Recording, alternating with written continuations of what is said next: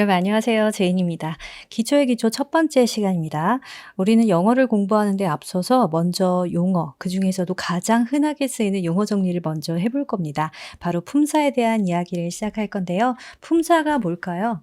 품사는 다른 말로 하면 말의 재료라고 볼 수 있습니다. 영어라는 말을 하는 데 있어서 각각의 단어, 즉 재료가 필요하겠죠. 그 재료들을 기능별로 묶어 놓은 것, 그것을 품사라고 하는데 총 8가지의 품사가 있기 때문에 팔품사라고 보통 이야기를 합니다. 자, 팔품사, 8가지 말의 재료 어떤 것들이 있을까요? 가장 먼저 명사가 있습니다. 명사, 그리고 명사랑 비슷하게 생긴 대명사가 있어요. 생김새가 비슷한 게 아니고 쓰임에 따라서요. 자, 그리고 명사, 대명사, 형용사 있습니다. 형용사, 그리고 부사 있고요. 자, 그 품사 중에서 가장 많이 쓰이는 걸 동사라고 하는데요. 동사, 동작이나 상태를 나타냅니다. 전치사도 팔품사에 들어있고요. 접속사라는 말도 있습니다. 접속사. 들어보셨을 거예요. 그리고 감탄사.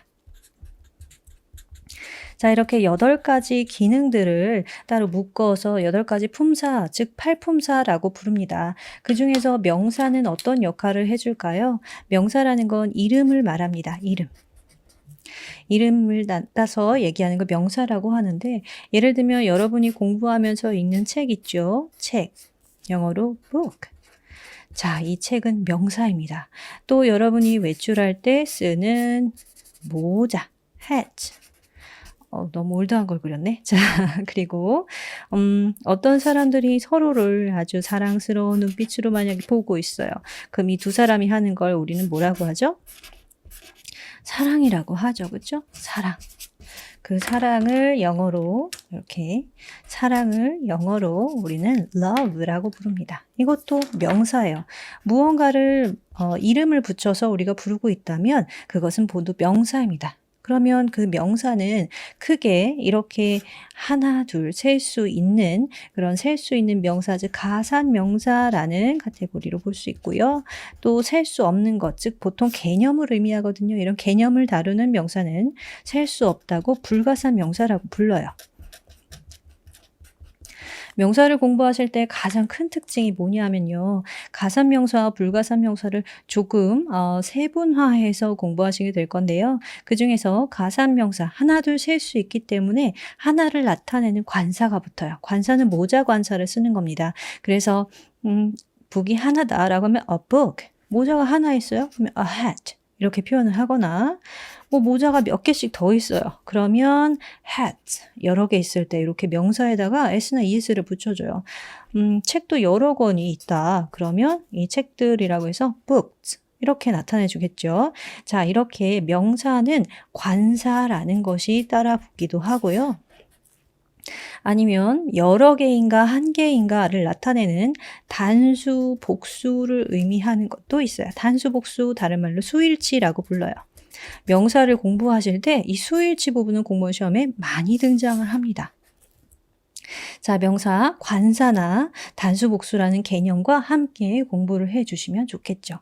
자, 대명사는 뭘까요? 대명사는요, 명사를 대신하는 지칭어를 의미합니다. 지칭, 가리키는 말이 되겠죠. 그러니까 어떤 사람이 이런 것들을 이렇게 그 이름을 부르면 만약에 누구랑 누구 이렇게 이름을 부르면 그건 명사겠죠. 이름이니까. 그런데 그냥 편하게 쟤네들 이렇게 표현을 하면 이건 대명사예요. 지칭하는 말이니까. 자, 여기 조금 비교적 가까이에 있는 것. 요건 뭐 이거라고 할 수 있겠죠. 모자라고 안 하고 이거. 좀 멀리 있는 것은요. 저거라고 할 수 있겠죠? that 이런 것들 대명사라고 합니다. 이 대명사의 주요 특징은 뭐냐? 대명사는요. 격이라는 게 있고 인칭이라는 게 있어요. 대명사를 공부하실 때는 격, 인칭 이걸 같이 공부를 해 주시는데요. 무슨 말이냐 하면 우리가 그들이라고 표현을 하는데 만약에 그들이 어떻다라고 하려면 they로 하는데 그들의 사랑이 어떻다라고 할 때는 그들이라는 말을 사용을 해요. their, 그들이라고만 하려면 them. 이렇게 대명사는요. 그 역할에 따라서 이렇게 저렇게 바꿔서 사용을 하거든요. 이런 걸 격이라고 부르고 또 인칭이라는 것은 내가 포함된 것 1인칭, 상대가 포함된 것 2인칭, 그리고 나와 너를 빼고 나머지 3인칭 이렇게 나타내거든요. 그래서 이거를 인칭이라고 합니다. 대명사를 암기하실 때 가장 먼저 격과 인칭을 공부하실 겁니다. 자, 그럼 형용사는 뭘까요? 형용사는 일종의 꾸미머라고 볼 수 있어요. 누구를 꾸며주느냐? 주로 명사를 꾸며줍니다. 명사를 어떤 식으로 꾸며줄까요? 예를 들면 아까 우리가 책이라는 걸 했죠. 뭐 모자라는 것도 했고요. 사랑이라는 명사도 봤어요.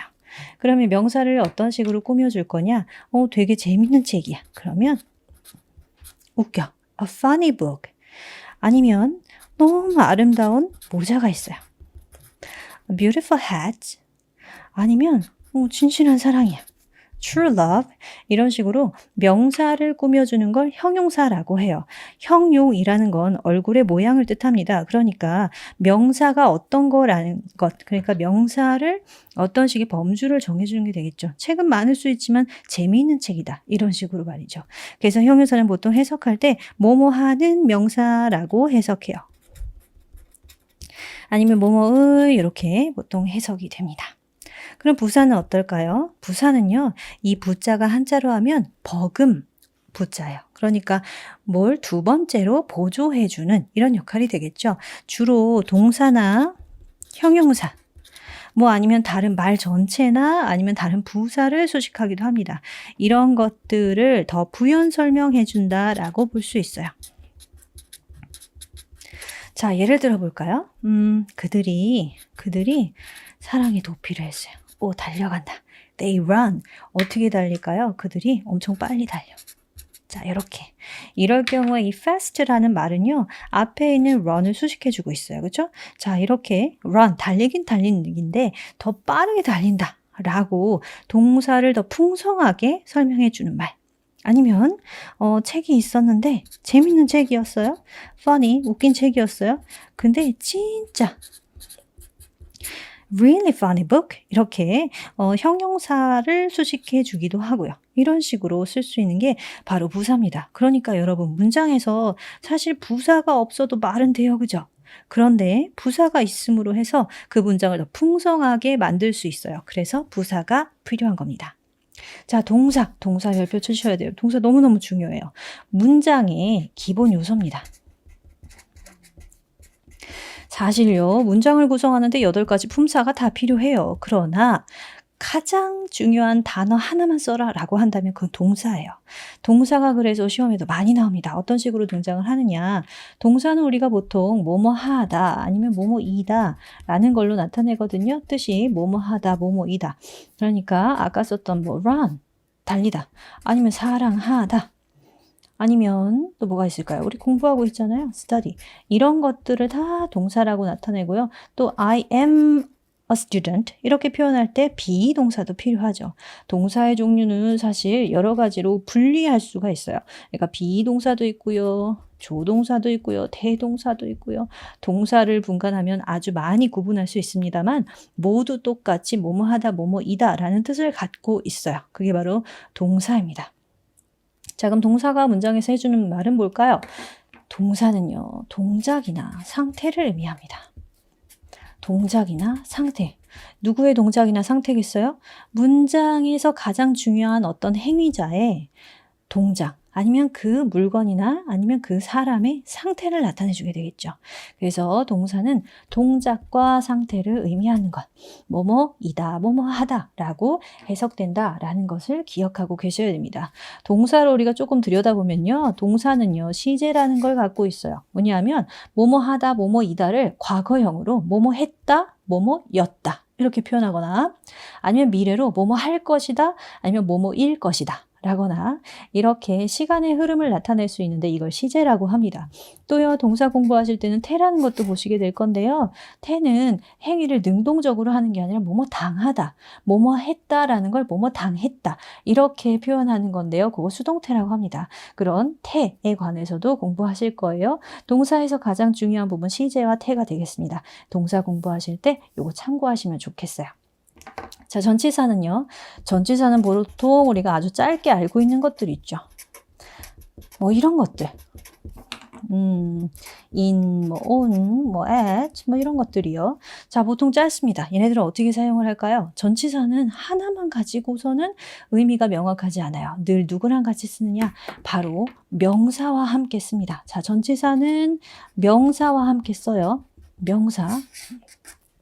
요게 중요합니다. 사실 전치사 뒤에 동사가 나오는 경우도 있어요. 예를 들면 to라는 것은 전치사거든요. 전치사 뒤에 명사 써야지 전치사 to예요. 그런데 뭐 공부하다 보니까 to 플러스 동사 원형 이렇게 써져 있다. 거기에 쓰는 to는 전치사가 아니에요. 자, 요거는 나중에 설명드릴게요. 전치사는 명사와 함께 쓴다. 요걸 기억하시면 됩니다. 전치사가 명사와 함께 쓰면서 어떤 역할을 하느냐, 일종의 기능을 나타내주는 기능어로서의 역할을 해줍니다. 자, 무슨 기능어를 나타내줍니다. 기능. 예를 들면요, 명사랑 같이 쓰였을 때 우리 또 book 한번 해볼까요? 책. 책이 있었는데, 자, 그 책의 표지가 이렇게 얘기를 할 때 뭘 쓰느냐? 그 책의 에서 of 사용을 해요. 아니면 그 책 위에 인형이 있었어 라고 하면 on book 사용하죠. 아니면 그 책으로부터 10cm 떨어져 있었어 할 때는 from book 이렇게 사용합니다. 물론 책 혼자 쓰지 않고요. from the book 아니면 on the book 이런 식으로 사용할 건데 제가 관사는 생략을 하고 말씀드릴게요. 자, 전치사에는 이렇게 명사가 같이 쓰이면서 그 기능을 담당해 주고 있습니다. 그럼 접속사는 뭘까요? 접속사라는 것은요, 단어와 단어, 아니면 구하고 절과 절, 즉 문장과 문장. 구하구라는 말이 있는데요. 구는요, 일종의 단어입니다. 그러니까 이렇게 쉽게 설명드릴게요. 자, 단어와 단어, 문장과 문장 사이에 그걸 연결하는 말이 있어요. 이렇게. 이것들을 연결하는 연결어라는 개념입니다. 이런 연결어가 뭐가 있을까요? 그리고라는 거, 아니면 뭐 그러나라는 것, 아니면 because 뭐 때문에라던가, 아니면 뭐뭐 할 때라던가 이런 말들이 모두 연결어, 즉 접속사에 포함이 됩니다. 연결어를 자세히 들여다보면 접속사라는 것도 있고 접속부사라는 것도 있어요. 자, 둘의 차이점은 제가 좀 더 자세한 설명을 드릴 때 말씀드릴게요. 자, 어쨌든 연결어라는 것, 접속사라는 것은 똑같은 형태를 가진 거. 그러니까 단어 뒤에 문장이 오는 게 아니라 단어 뒤에 단어예요. 문장 다음에 문장이에요. 이런 식으로 같은 구조의 어떤 말을 연결해 주는 말이다. 그러면 그 연결어의 뉘앙스가 이렇게 반전을 나타낼 수도 있겠고 아니면 비슷한 걸 나타낼 수도 있겠죠. 자, 이게 바로 접속사입니다. 그럼 감탄사 한번 볼까요? 감탄사. 감탄사는요, 아주 간단합니다. 감정을 나타내는 말이고요. 감정이 뭐 놀람일 수도 있고, 아니면 뭐 슬픔일 수도 있고, 슬픔이나 비탄, 아니면 기쁨을 나타낼 수도 있게요. 어쨌든 뭐뭐 했다라고, 우와! 라고 얘기하는 거예요. 뭐, 오 마이 갓, 아니면 와우, 뭐, 알라, 이런 말들 모두 감탄사에 해당하겠죠. 자, 그러니까 감탄사가 문제로 출제되는 일은 없겠죠. 우리가 필요한 것들은 뭐예요? 나머지 품사들이 어떤 역할을 해주는가요? 자, 그럼 팔품사가 이렇게 있다라는 건 아셨고요. 여기서 중요한 거 정리 하나 해야 됩니다. 자, 뭐냐 하면요. 우리가 품사를 공부할 때 단어를 1대1로 외우시면 안 돼요. 어떻게 암기하셔야 되느냐? 단어는요, 각각의 기능이나 위치가 계속해서 변할 수가 있어요. 무슨 말일까요? 자, 이렇게 해보죠. 아까 여기에서 썼을 때는 true love 할 때, true love 할 때 이 love는 품사가 명사였어요. 그죠? 형용사의 수식을 받는 명사였어요. 그런데 그들은 love each other 이렇게 표현할 때 이때 love는 무슨 품사일까요? 그들은 사랑한다. 우와, 이럴 경우에는 동사로 쓰였네요. 그쵸? 자, 이렇게 품사는요, 1대1로 항상 정해진 것이 아니에요. 그 위치에 따라, 그 기능에 따라 품사가 바뀔 수 있습니다. 그러니까 단어를 암기하실 때 그 단어를 1대1로 어떤 뜻만 암기하지 마시고 전체적인 뉘앙스를 알고 계시면 그 다음에 문장의 구조를 통해서 어떤 때는 명사가 되고 어떤 때는 동사가 되고 또 어떤 때는 형용사로 변할 수 있다. 즉 변신이 가능하다라는 것까지 알아두시면 해석도 편하시고 문제를 푸는데 더 큰 도움이 됩니다. 자, 그럼 제가 몇 가지 간단한 문제로 품사 찾기 한번 해볼게요. 품사 찾기. 제가 수업 자료는요. 공감영어, 제인스미 공감영어 카페에 무료로 올려놓았습니다. 여러분들 필요하실 때마다 혹은 제 필기가 필요하시면은 거기서 다운받아서 사용을 하시면 돼요. 자, 문제가 이렇게 있어요. I 품사 한번 복습해 볼까요? Love the movie. 나는 그 영화를 좋아해. 되게 좋아하나 봐요. love를 사용한 거 보니까. 자, 이럴 때 품사 한번 봅시다. I, 내가 무슨 뜻일까? 내가. 그러면 이 8가지 품사 중에서 어디에 해당할까요? 내가. 자, 제 이름은 제인입니다. 그런데 제인은 좋아한다. 이렇게 표현하지 않고요. 내가 라고 표현을 했어요. 그러니까 지칭하는 말이 되겠죠? 이때 품사는 대명사예요. love, 좋아하다 라는 뜻이죠. 자, 좋아하다 라는 뜻입니다. 이럴 때는 동사로 사용한 겁니다. 동사.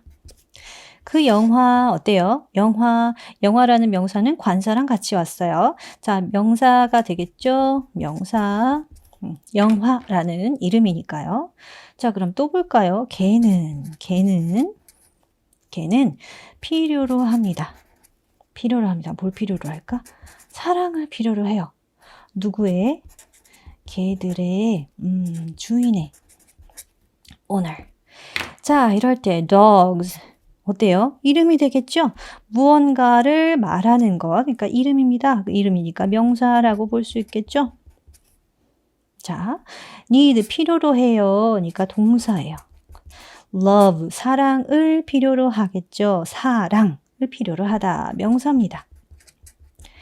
their owner 했어요. their owner. their 하면 그들의 란 뜻이죠. 그들의 어디에 있어요? 아까 대명사 할 때 봤죠? 대명사예요. 대명사의 소유격입니다. 자, owner 주인이라는 뜻이네요. 명사입니다. 하나만 더 해볼게요.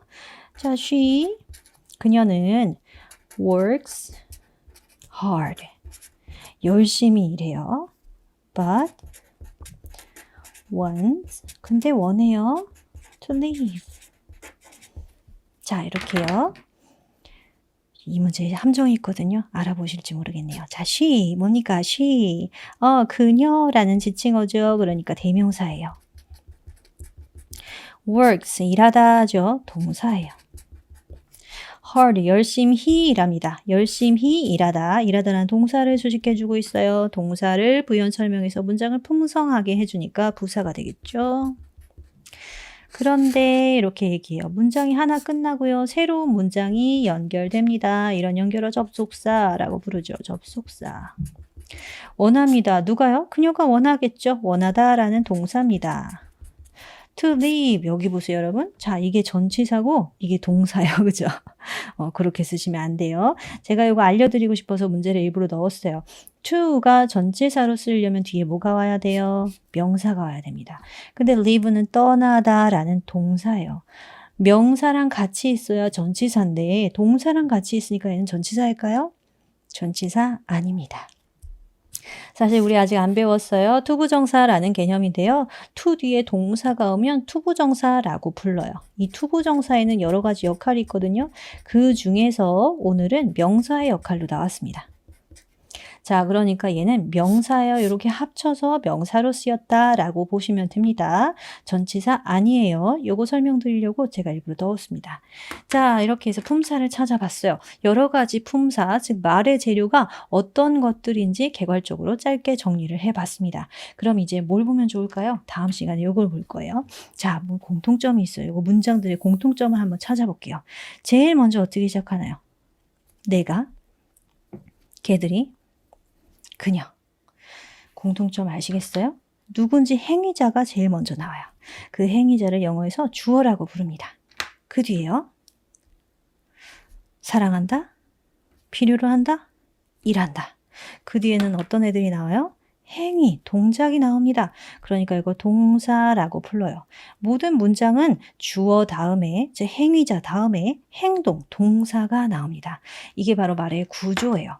자, 말의 재료를 오늘 8가지를 보셨으니까 다음 시간에 말의 구조에 대해서 알아보도록 하겠습니다. 자, 그럼 다음 시간에 만나요. 바이바이.